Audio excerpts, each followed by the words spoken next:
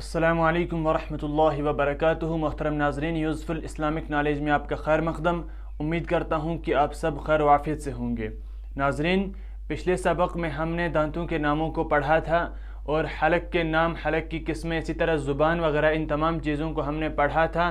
وہ اس لیے پڑھا تھا تاکہ ہم مخارج کو سمجھ سکیں، کیونکہ دانتوں کا تعلق مخارج سے ہے اور مخارج کا تعلق قرآن کریم کے جو حروف تہجی ہیں، یعنی کہ جو قرآن کریم جن سے لکھا گیا ہے، جن سے پورا قرآن کریم مرتب ہوا ہے، ان حروف تہجی کو ہم مخارج کے ذریعے سے صحیح طریقے سے پڑھ سکیں۔ اور جب ہم حروف تہجی کو صحیح پڑھیں گے تو ہم پورا قرآن کریم صحیح طریقے سے پڑھیں گے انشاءاللہ۔ تو اس لیے ہم نے پچھلے سبق میں جو دانتوں کے نام پڑھے تھے، ان تمام چیزوں کو ہم نے پڑھا تھا، جانا تھا۔ تو اگر آپ میں سے کسی نے وہ ویڈیو نہیں دیکھا تو یہاں اوپر آئی بٹن شو ہو رہا ہے، اس پہ کلک کریں اور جا کے پہلے وہ ویڈیو دیکھیں۔ تو آج ہم پڑھیں گے مخارج کا بیان۔ ناظرین، اگر آپ چینل پر نئے ہیں تو چینل کو سبسکرائب کرنا نہ بھولیں۔ ہم پڑھیں گے آج مخارج کا بیان۔ ناظرین، مخارج کہتے ہیں یہ مخرج کی جمع ہے۔ مخرج کی جمع ہے، جس طرح سے مساجد ہے، جس طرح سے مساجد مسجد کی جمع ہے، جس طرح سے مساجد جمع ہے مسجد کی، اسی طرح مخارج جمع ہے مخرج کی، یعنی کہ مخرج واحد ہے اور مخارج اس کی جمع ہے، سنگولر پلورل۔ تو اب مخرج ہوا کیا؟ مخرج کہتے ہیں جس جگہ سے کوئی حرف ادا ہوتا ہے اس کو مخرج کہتے ہیں۔ حروف کے نکلنے کی جگہ یا جس جگہ سے کوئی حرف ادا ہوا، جس جگہ سے کوئی حرف نکلا، تو اس کو اس حرف کا مخرج کہتے ہیں۔ جیسے ہم ایک حرف لے لیتے ہیں سا، تو یہ سا ہے، اس کو ہم کیسے ادا کریں؟ تو اس کا مخرج کیا ہوا؟ اس کے نکلنے کی جگہ کون سی ہے؟ تو ہم کہیں گے سا کا مخرج ہے زبان کی نوک اور ثنایا سفلی کا کنارہ۔ ثنایا سفلی یہ اوپر والے دانت ہیں اور کنارہ یہ سامنے کا۔ تو جب زبان کی نوک ثنایا سفلی کے کنارے سے ٹکرائے گی تب کیا ادا ہوگا؟ سا۔ تو ہم یہ کہیں گے کہ سا کا مخرج ہے زبان کی نوک اور ثنایا سفلی کا کنارہ۔ جب آپ کو سا کا مخرج معلوم ہوگا، جب بھی آپ سا کو ادا کریں گے تو آپ اس کو اچھے طریقے سے ادا کر پائیں گے۔ آپ سمجھیں گے کہ جو زبان کی نوک ہے ثنایا سفلی کے کنارے سے ٹکرانی ہے تو سا ادا ہوگا، تو آپ کہیں گے سا سا۔ تو اس طرح سے تمام حروف جو ہیں ان کا کچھ نہ کچھ مخرج ہے، ان کے کچھ طریقے ہیں ادا کرنے کے، کس طریقے سے ادا ہوگا، تو انہیں ہمیں پڑھنا ہے، جو کہ بہت ضروری ہے۔ اور ان مخرج یہ جو 29 حروف ہیں، 29 حروف سے پورا قرآن کریم لکھا گیا ہے۔ اگر ہم ان 29 حروف کو اچھے سے جانیں گے، اچھے سے پڑھیں گے تو ہم پورے قرآن کریم کو اچھے سے پڑھ سکیں گے۔ لیکن اگر ہم نے ان 29 حروف کو نہیں پڑھ پایا اچھے سے، ہم ان کو نہیں سمجھ پائے، تو ہم پورے قرآن کریم کو اچھے سے نہیں پڑھ پائیں گے۔ ناظرین، یہ 29 حروف جو ہیں، حروف تو 29 ہیں لیکن مخرج ان کے کتنے ہیں؟ 17 ہیں۔ وہ اس لیے کہ بہت سے حروف ایسے ہیں 2 مل کر یا 3 مل کر جن کا ایک ہی مخرج ہے، جیسے تا، طا اور دال۔ تا، طا، دال، یہ 3 مخرج ہیں جن کا، یہ 3 حروف ہیں جن کا ایک ہی مخرج ہے، زبان کی نوک اور ثنایا علیہ کی جڑ۔ تو یہ تینوں مخرج، یہ تینوں جو حروف ہیں یہ ایک ہی مخرج سے ادا ہوتے ہیں۔ اس لیے ایسے اور بھی بہت ہیں، جیسے 2 کا ایک ہی مخرج ہے، 3 کا ایک ہی مخرج ہے۔ تو اس طرح سے بہت سے حروف آپس میں مل گئے تو ان کے 17 مخرج ہی ہوئے۔ حروف 29 ہیں لیکن مخرج کتنے ہیں؟ 17 ہیں۔ تو ان کو آپ کو یاد رکھنا ہے۔ مخارج مخرج کی جمع ہے۔ مخرج کہتے ہیں نکلنے کی جگہ کو۔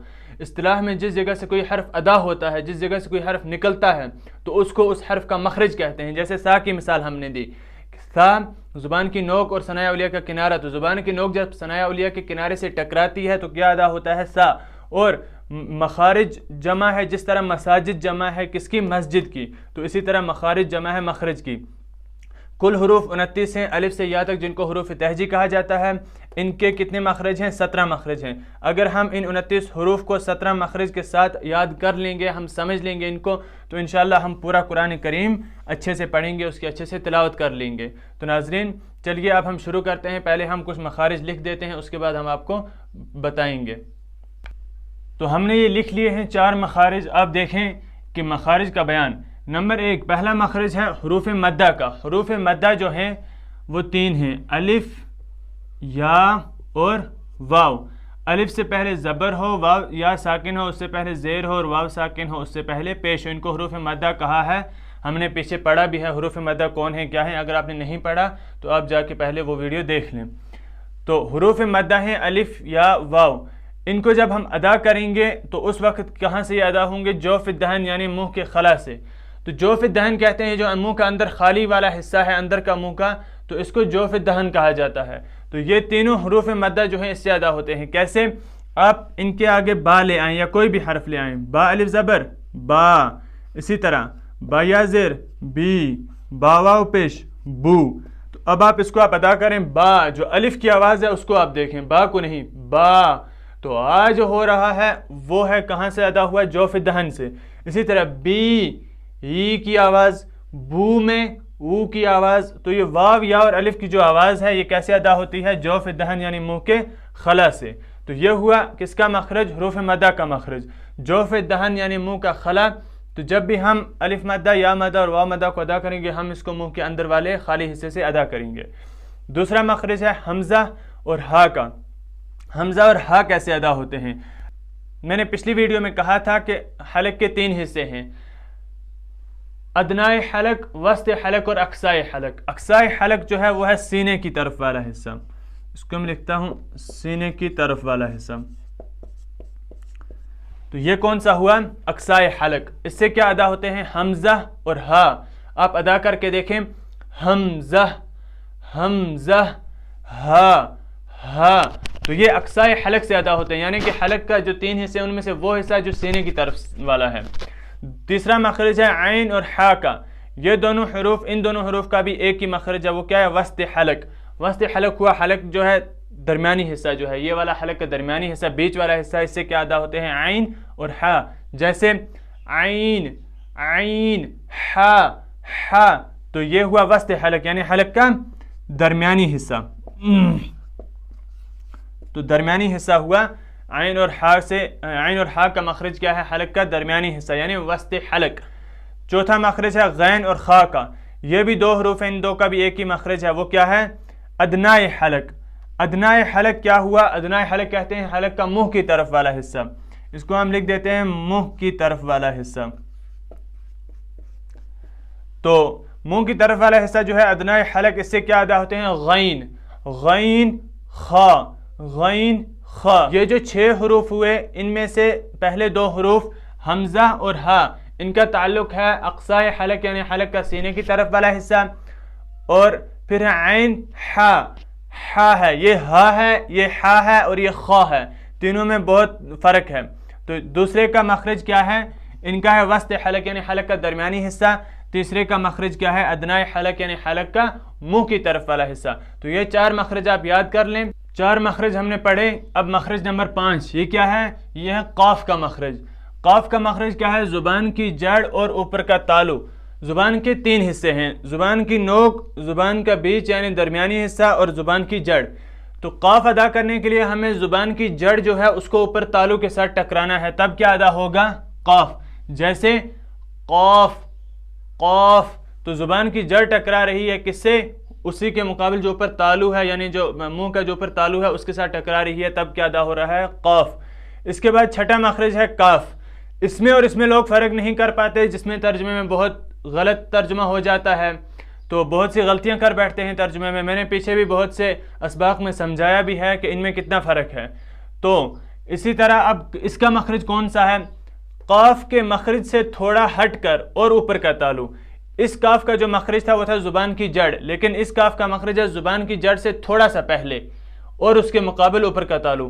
اوپر کا تالو اس کے ساتھ بھی ہے، اس کے ساتھ بھی ہے، لیکن یہ جو کاف ادا ہوتا ہے یہ ہوتا ہے زبان کی جڑ سے، اور یہ والا کاف کہاں سے ادا ہوتا ہے؟ زبان کی جڑ سے تھوڑا سا پہلے، آگے منہ کی طرف والا حصہ، بیچ والا نہیں، زبان کا درمیان نہیں، بلکہ زبان کی جڑ سے تھوڑا سا آگے کی طرف. تو اس سے کیا ادا ہوتا ہے؟ کاف. جیسے کاف کاف، وہ ہوا قاف قاف، یہ ہوا کاف قاف کاف. یہ پر ہے، یہ باریک ہے، یہ ہم آگے پر اور باریک سبق میں پڑھیں گے، لیکن آج اتنا سمجھیں کہ یہ والا اس کا مخرج ہے زبان کی جڑ اور اوپر کا تالو. اس کا مخرج ہے کاف کے مخرج سے تھوڑا ہٹ کر اور اوپر کا تالو. تو یہ ہو گئے یہ 5 اور 6. اور 7واں کیا ہے؟ ساتواں مخرج ہے جیم شین یا متحرک و یا لین کا.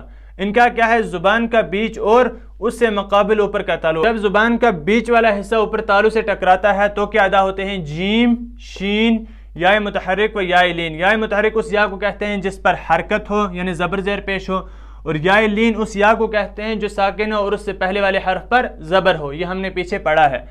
تو جب یہ ادا ہوں گے یا متحرک و لین اور جیم اور شین، تو زبان کا بیچ والا حصہ اوپر تالو کے ساتھ ٹکرائے گا، جیسے جیم جیم شین شین. تو اسی طرح جیم اور شین. پھر اسی طرح یا متحرک و لین. یا متحرک جیسے کسی یا کو ہم حرکت دے دیتے ہیں، جیسے یعلم، تو یا پر ہم نے حرکت دے دی تو اس کا مخرج بھی اس وقت یا کیسے ادا ہوا جس طرح جیم اور شین ادا ہوئے. تو جیم اور شین اور یا متحرک و لین کا مخرج ہے زبان کا بیچ اور اس کے مقابل اوپر کا تالو، مقابل اوپر کا تالو. اس کے بعد ہے ضاد. ضاد کا مخرج کیا ہے؟ مخرج نمبر 8 زبان کا کنارہ اور اوپر کے ڈھاڑوں کی جڑ.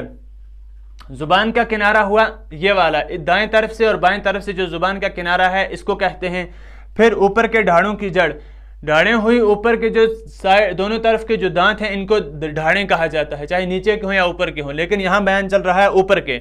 تو جب زبان کا کنارہ جو ہے یہ اوپر کے ڈھاڑوں کی جڑوں سے ٹکرائے گا، تو زبان کا جو کنارہ ہے یہ جب اوپر کے ڈھاڑوں کی جڑوں سے ٹکرائے گی تب کیا ادا ہوگا؟ ضاد. اب آپ ادا کر کے دیکھیں.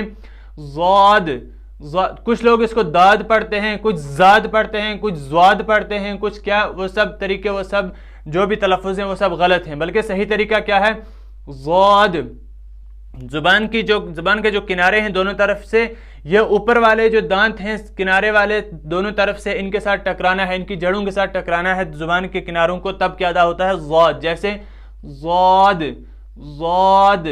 تو اب زبان کا کنارہ اور اوپر کے ڈھاڑوں کی جڑ، یہ مخرج کس کا ہے؟ ضاد کا. اب ہم اس سے بعد والے مخارج لکھ دیتے ہیں پہلے. تو اب ہم پڑھتے ہیں مخرج نمبر 9. وہ کس کا ہے؟ لام کا مخرج. لام کا مخرج ہے زبان کا کنارہ ایک زاحک سے لے کر دوسرے زاحک تک اور اوپر کے دانتوں کے مسوڑے. زبان کا جو کنارہ ہے یہ والا کنارے جو ہیں یہ کس سے ٹکرائیں گے؟ ایک زاحک سے لے کر دوسرے زاحک تک. جو زاحک دانت ہے وہاں سے زبان کا کنارہ ایسے گھوم کر دوسرے زاحک تک اور اوپر کے دانتوں کے مسوڑے. اب آپ لام ادا کر کے دیکھیں. لام لام. تو جب لام ادا ہوتا ہے تو ایک زاحک سے لے کر دوسرے زاحک تک زبان کا جو پورا کنارہ ہے یہ ٹکراتا ہے اوپر کے دانتوں کے مسوڑوں سے. مسوڑے مطلب جبڑے، جس میں دانت لگا ہوتا ہے، جس میں دانت فٹ ہوتا ہے، ادھر ٹکراتا ہے کیا؟ زبان کی جو کنارہ ہے یہ وہاں پر ٹکراتا ہے، تب کیا ادا ہوتا ہے؟ لام. آپ ادا کر کے دیکھیں. لام. تو لام کا مخرج ہوا زبان کا کنارہ ایک زاحک سے لے کر دوسرے زاحک تک اور اوپر کے دانتوں کے مسوڑے. زاحک دانتوں کو کہتے ہیں، ہم یہ دانتوں کے ناموں میں پڑھا ہے. اس کے بعد ہے نون کا مخرج.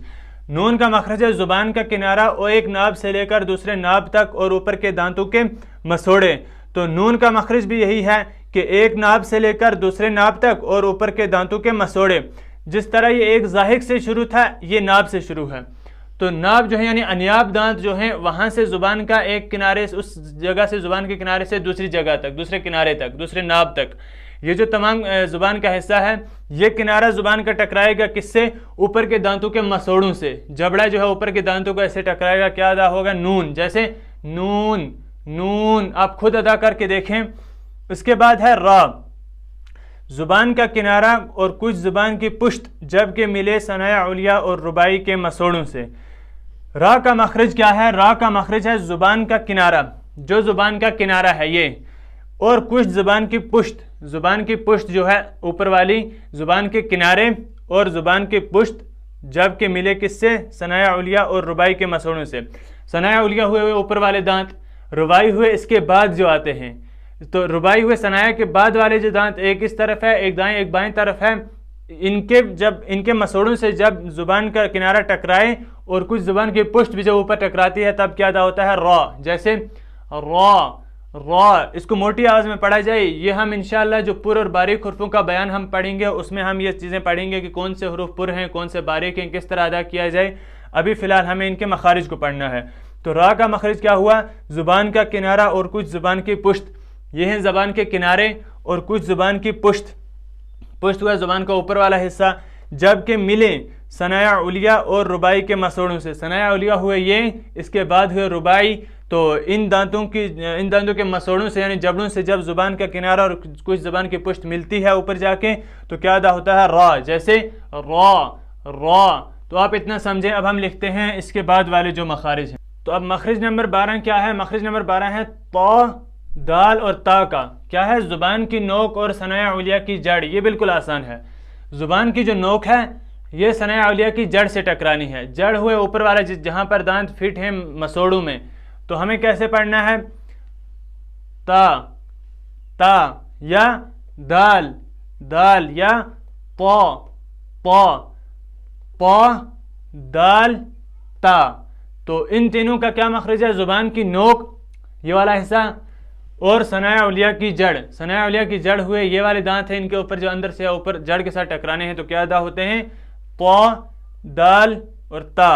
اسی طرح ظا زال اور ثا، ان کا کیا مخرج ہے؟ زبان کی نوک اور ثنایا علیہ کا کنارہ۔ ابھی تک تھی جڑ، اب کنارہ ہے، یہ والا کنارہ ہے۔ زبان کی نوک جب اس کنارے سے ٹکرائے گی تو کیا ادا ہوگا؟ ظا زال ثا، جیسے ظا ظا، اسی طرح زال زال سا سا۔ تو اس کا کیا مخرج ہے؟ زبان کی نوک اور ثنایا علیہ کا کنارہ۔ مخرج نمبر 14 کس کا ہے؟ صاد زا اور سین کا۔ زبان کی نوک اور ثنایا سفلی کا کنارہ، یہ ہے زبان کی نوک اور ثنایا سفلی کون سے ہیں؟ نیچے والے، ان کا کنارہ ہے یہ اوپر کا یہ۔ تو زبان کی نوک جب ان کناروں سے ٹکرائے گی ثنایا سفلی کے، اور کچھ اتصال ثنایا علیہ سے بھی، تھوڑا بہت ان کا اتصال جو ہے یہ ثنایا علیہ جو اوپر والے دانت ہیں ان کے ساتھ بھی ہے، تب کیا ادا ہوتا ہے؟ صاد زا اور سین، جیسے صاد صاد، اسی طرح زا زا، سین سین۔ تو زبان جو ہے یہ ثنایا سفلی کے کنارے سے بھی ٹکراتی ہے اور تھوڑی بہت ٹکراتی ہے کس سے؟ ثنایا علیہ سے۔ اس سے بھی ثنایا علیہ سے بھی ان کا تھوڑا اتصال ہے، تو اس سے ادا ہوتے ہیں صاد زا اور سین۔ اب ہے مخرج نمبر 15 ہے فا، ثنایا علیہ کا کنارہ۔ ثنایا علیہ کا کنارہ یہ ہے، اور نیچے کے ہونٹوں کی تری، نیچے کے ہونٹوں کی تری ہم نے پڑھی تھی پچھلی بار کہ تری ہوئے اندر والا جو گیلا حصہ ہے ہونٹوں کا، اس کے ساتھ کیا ٹکراتے ہیں؟ ثنایا علیہ کا کنارہ۔ یہ ٹکراتا ہے ہونٹوں کی تری سے، نیچے والے ہونٹ کی جو تری والا حصہ ہے اس کے ساتھ ٹکراتا ہے تو کیا ادا ہوتا ہے؟ فا۔ آپ دیکھیں فا فا فا۔ تو اب فا کا کیا مخرج ہے؟ ثنایا علیہ کا کنارہ اور نیچے کے ہونٹوں کی تری، تو اس سے کیا ادا ہوا؟ فا فا۔ تو اب بچے 15 مخرج آ گئے، اب بچے 2 مخرج 16 اور 17۔ پہلے ہم انہیں لکھ دیتے ہیں۔ مخرج نمبر 16 کیا ہے؟ با، دونوں ہونٹوں کی تری کا حصہ۔ جب ہم با کو ادا کریں گے تو دونوں ہونٹوں کی تری کے حصے سے یہ ادا ہوں گے، جیسے با با، تری کا حصہ ہوا اندر والا دونوں ہونٹوں کا حصہ اور خشکی ہوا یہ باہر والا، تو تری والے حصے سے کیا ادا ہوگا؟ با۔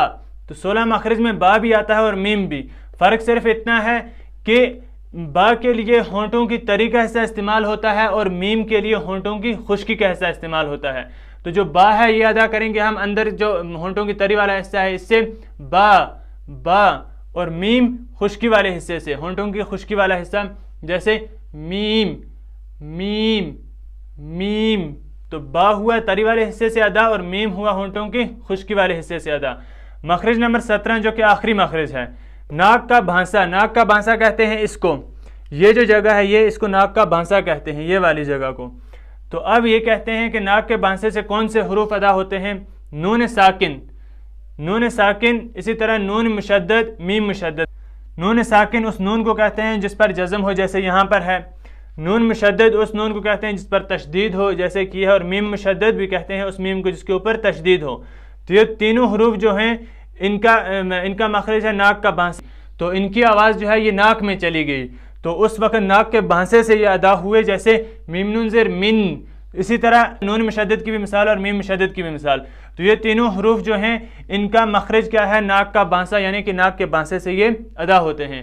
تو ناظرین میں امید کرتا ہوں کہ یہ جو بھی ہم نے 29 حروف کے جو 17 مخارج پڑھے، ان تمام مخارج کو آپ اچھے سے سمجھیں گے اور ان کی بار بار ان کو پڑھیں گے، ان کی بار بار پریکٹس کریں گے، کیونکہ وہ کہتے ہیں نا کہ practice makes a man perfect. تو انشاءاللہ آپ بھی جب اس کی بار بار پریکٹس کریں گے، بار بار اس کو پڑھیں گے، تو آپ قرآن کریم کو اچھے طریقے سے پڑھنا جان لیں گے، اچھے طریقے سے اس کی تلاوت کریں گے، جس کا ثواب آپ کو بھی ملے گا اور انشاءاللہ تبارک و تعالی جس کی آپ نیت کریں گے اس کو بھی ملے گا۔ لیکن شرط یہ ہے کہ آپ قرآن کریم کو اچھے سے پڑھیں، اور قرآن کریم کو تب آپ اچھے سے پڑھیں گے جب آپ ان کلاس کو، اس نورانی قاعدے کو اچھے سے پڑھیں، تجوید کو اچھے سے پڑھیں، ان کو سمجھیں کہاں پر کیا قاعدہ جاری ہوگا، کہاں پر کس طریقے سے ہمیں پڑھنا ہے۔ تو انشاءاللہ اب آپ ان تمام چیزوں کو اچھے سے پڑھیں، یاد کریں، اور اگر چینل پر نئے ہیں تو چینل کو سبسکرائب کریں۔ انشاءاللہ آج کے لیے اتنا ہی، ملتے ہیں اگلے ویڈیو میں، تب تک کے لیے اللہ حافظ، السلام علیکم ورحمۃ اللہ وبرکاتہ۔